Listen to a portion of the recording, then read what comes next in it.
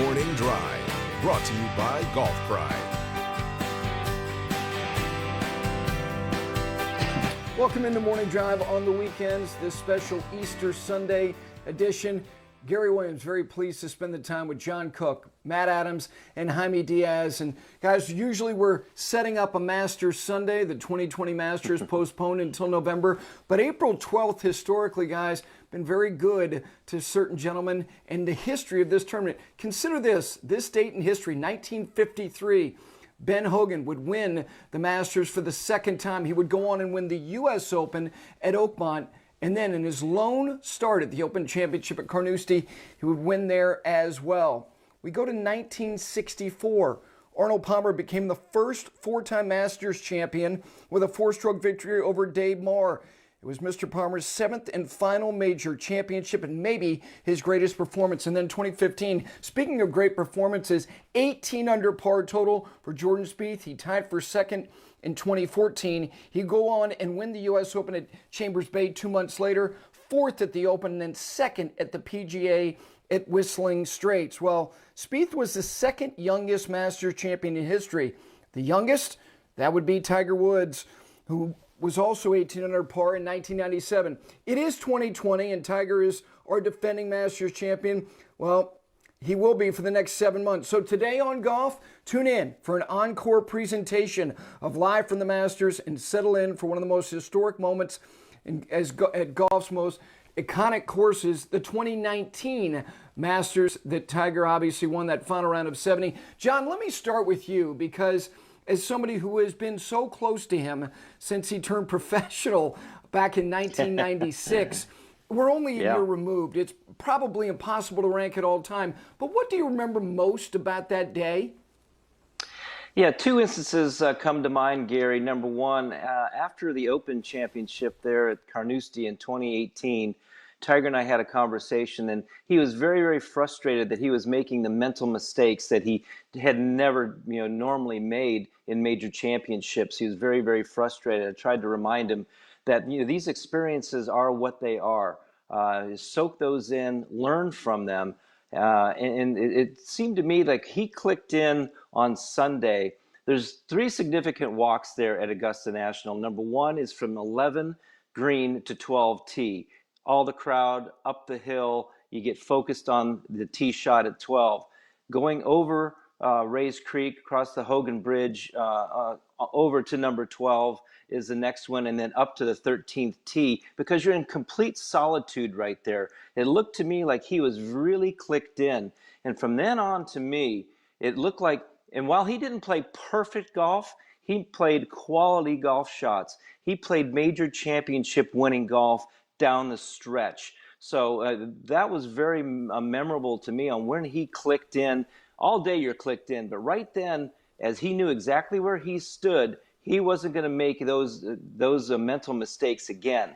The second instance, and it was a kind of an emotional journey for Jan and I, just sitting here right in these chairs right here, watching as the second nine was evolving, and it looked more and more apparent that he had a really good chance to win. But when he putted out, tapped in, and walked off the back of that green, and he saw his two kids, you could see the connection between Sam and Charlie and their father Tiger, because there's nothing more special in life than winning in front of your children. And your children understand exactly the trials and the tribulations that you've gone through in your life and in your career, and the sacrifices that they have made to allow their father to succeed in those instances. You could just see the connection and the emotion, the lifting, the heavy lifting off of Tiger's shoulders right then and there. That to us was as memorable a situation as I can ever remember. Gary, picking up on some of the things that Cookie was just saying there, what impressed me about what Tiger Woods did was here we had old Tiger playing like Tiger of old, but he tweaked the recipe just a little bit. First of all, to consider the fact that he came from behind by 2 strokes after 54 holes. Tiger also was second in the field in birdies. He had 22. Xander Schauffele had 25. But what struck me was his ball striking, his ability to shape the golf ball. You know, he led the field in greens and regulation. And I love that afterwards he said that I was shaping the ball the way that I can, quote, end quote. That brilliant ball striking for me was evident with those pivotal birdies that he had and tee shots that started at 13 and 15, the birdie at 16. And then finally, it was what Rory McIlroy called the flash of red. And this was where Tiger Woods was Tiger Woods at his essence, at his aura. And it's something that Jack Nicklaus was very aware of as well. And that is that if you're going to be in the kitchen, you better be able to take the heat. And Tiger was not opposed to getting up in their grill. I think about, John was just talking about the 12th. Look what happened there at the 12th in the final round. The way that Tiger went up to the green, the way that Tiger marked his ball, the way that Tiger stayed on the green as Francesco and Tony were hitting their shots up there. That was classic Tiger Woods, just to let you know in your peripheral vision that he is going to be there. He is there. But the thing that struck me was that ball striking and putting it all together. Jaime, what about you? Well, listening to John, I feel like I'm reprising what he said, but I was very struck because Carnoustie, I think, was a pivotal moment for Tiger.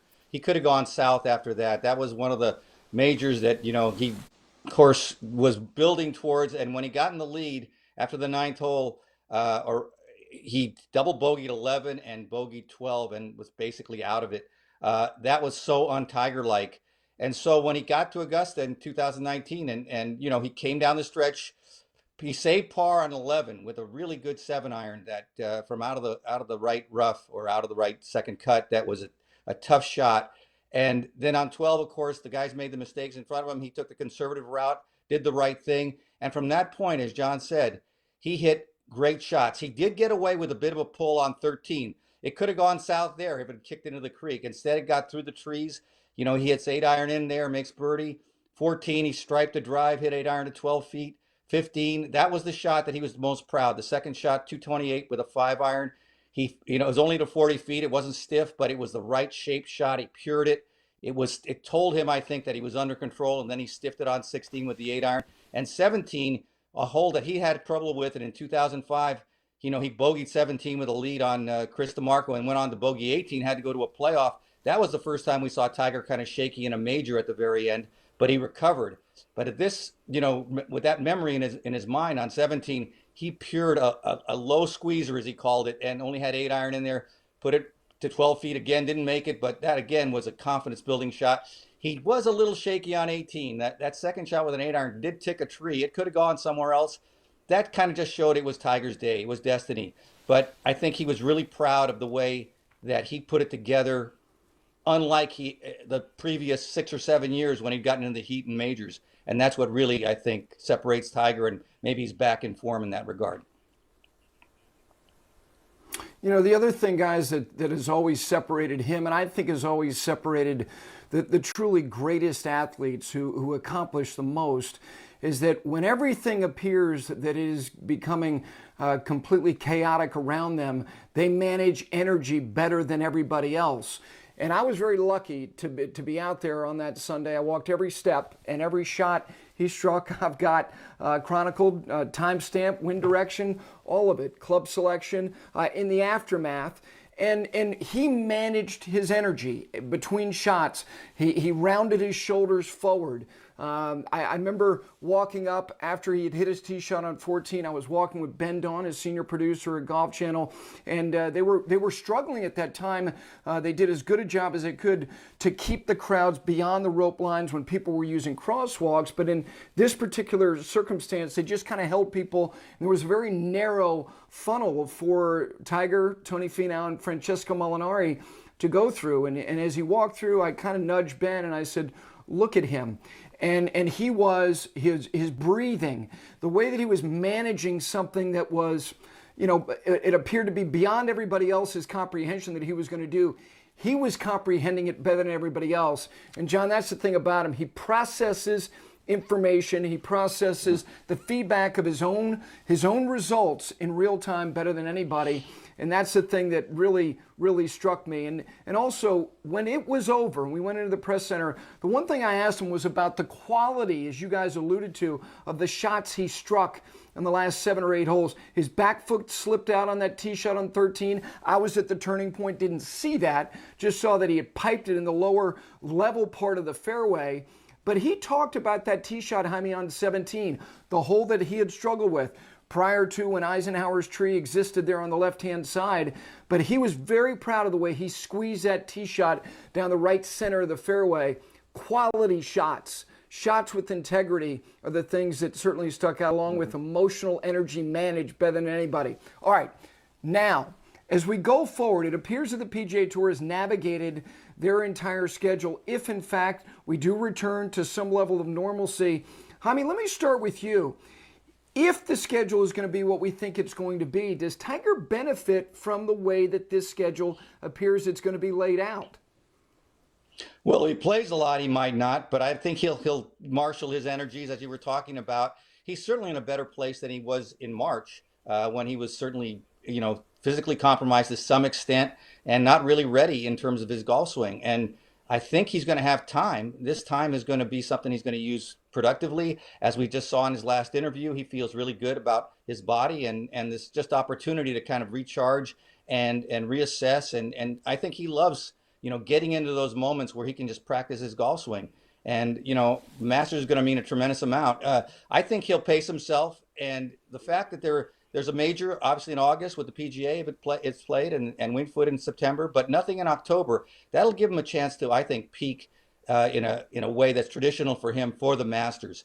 And the Masters in November will probably play longer. Augusta will probably play longer. That may not be to his advantage. He'll be a little older. Perhaps he won't be quite as speedy as he was last year. He'll be 45 in December. It's hard to believe. It doesn't mean Tiger's slowing down a lot, but sometimes age catches you in plateaus, and who knows how we'll see him when he comes back. But I think in general, this has all been a positive. Yeah, I agree. I agree as well, Jaime. I think with the revised schedule, I don't think it helps anybody any more than it does Tiger Woods, because we know what he can do coming off of a big, long break. And I know that the 2018 took a lot out of him physically, mentally, culminating there at Augusta. I think he was just mentally drained and mentally burnt in the rest of 2019. So we've seen this. Any long-term layoff, Tiger comes back, guns blazing, and now with his body is rejuvenated, his mental capability, his mental mind is going to be refreshed. I don't see this hurting him at all. Going forward, he's going to be able to train. He's going to be able to practice. He's going to be able to rest. We know what he can do off of a long layup, and I think, Matt, this gives him a really good chance to close the gap between he and Jack Nicklaus, because he's always known his place in history. This gives him a real legit chance to close that gap. Picking up on two words, one that Jaime used, which was time, and the other that you just used, John, which was rest. I reached out to Dr. Maloney, the same doctor that I referenced when Brooks Koepka hurt his patella tendon, and I think Brooks Koepka is going to benefit from this break as well. And the number one piece that they say for anyone that has back issues, certainly anyone that's had back fusion, is time and rest. He's going to have time and rest. That doesn't mean that he can't keep himself in shape and doing what he can, whether it's swimming or whether it's bicycles in place or what have you. He can do those things, but everybody right now is in the stage where they're not playing competitive golf. So where I think Tiger at times tends to lose a little bit of the edge is the rust that he has to knock off in the prep days of a huge week, that he doesn't get the time, as he calls it. He calls it reps. That's his vernacular, that he doesn't get that opportunity to get ready. Everybody's in that same place right now. So I think as we get to the end of the year, to again coin a phrase that Jaime came up with, the rush of majors, we got to remember, we don't have the Olympics anymore, and the Open has been canceled for this year as well. So while it will be intense, Gary, for him, at the end of the year, he's had the time to help heal his body and be ready for that which stands before him. I agree with the other two gentlemen. I think this is excellent for Tiger and his opportunities at the end of this year. Yeah, if you look at the actual window from when the first major to the final, which will be 3 instead of 4, it's virtually the same window of time as the schedule was originally at the beginning of the year in 2020, about 15 weeks, as the Masters would have concluded today, to the final round of the Open Championship at Royal St. George's in July. So it's about 15 weeks. It's virtually the same thing, and it's one less major championship.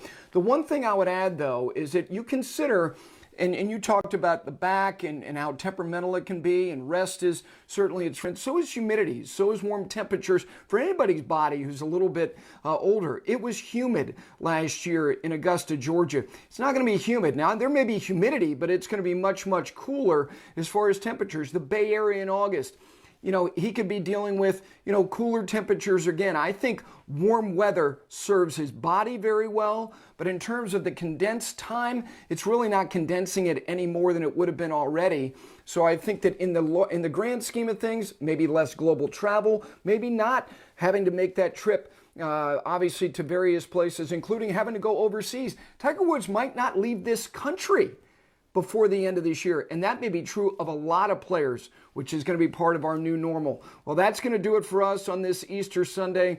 And you can follow us on all our social media handles, on Instagram, on Twitter, on Facebook. Subscribe to our YouTube page as well. All the great interviews that have been done on Morning Drive all week long, you can find those there.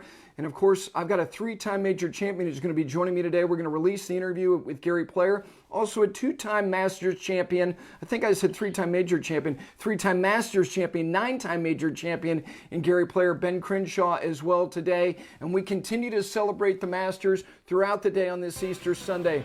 But for now, for all of us here on Morning Drive, stay safe and be well.